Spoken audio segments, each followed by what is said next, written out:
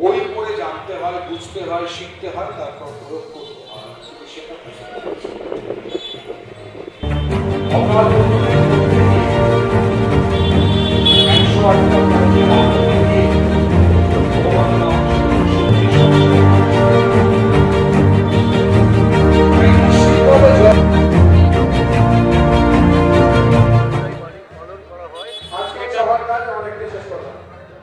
এখানে দেখা যাচ্ছে বিরোধী দলনেতা উত্তরখণ্ড অভিযানের ডাক দিয়েছে। কি মনে করছেন এটা একটা চক্রান্ত?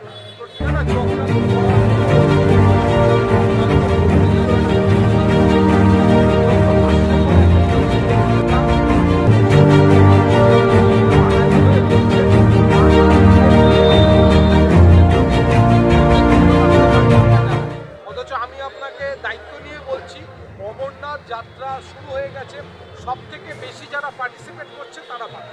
সেজন্য এরকম যোগ্যতা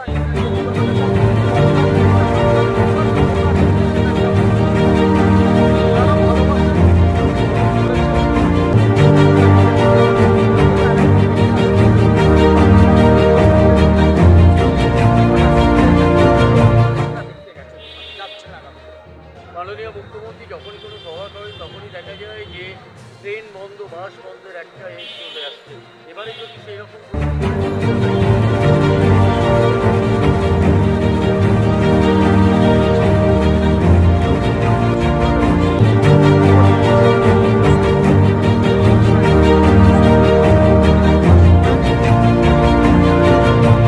আমরা শহীদ কর্পণে ধর্মতলা পৌঁছে আমরা আমাদের শহীদ কর্পণে ব্যক্তির সাথে আমাদের নেতা অভিষেক বন্দ্যোপাধ্যায়ের সাথে এবারে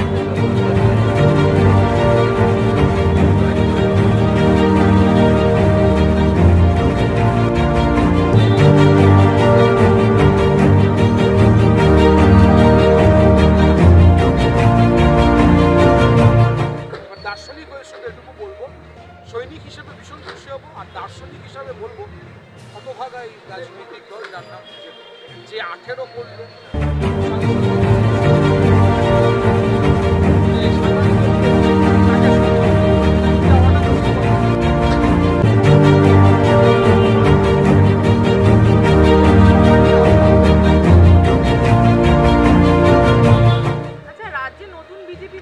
সভাপতি হওয়ার পর মা কালীকে সঙ্গে নিয়ে, মুসলিম ভাইদের সঙ্গে নিয়ে হিন্দুত্বের রাজনীতি করছেন, কি মনে করছেন? ওরা হিন্দুত্বের রাজনীতি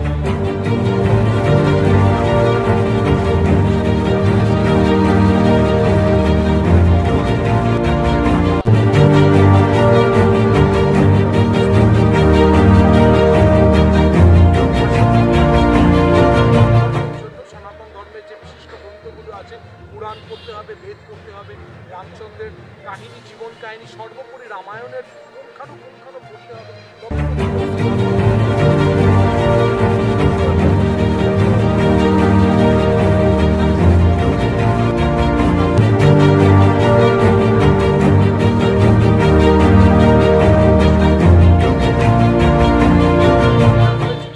তারপরে ওনার সম্বন্ধে একটা ব্লেম দেওয়া হয়, পরিযায়ী পরাজিত, এক জায়গায় হারেন না, ঘুরে ঘুরে হারেন।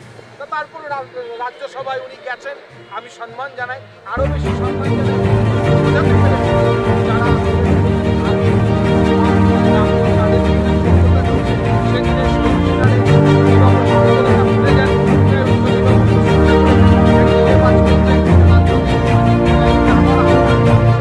সকল কমরেডরা রামরেড হোক।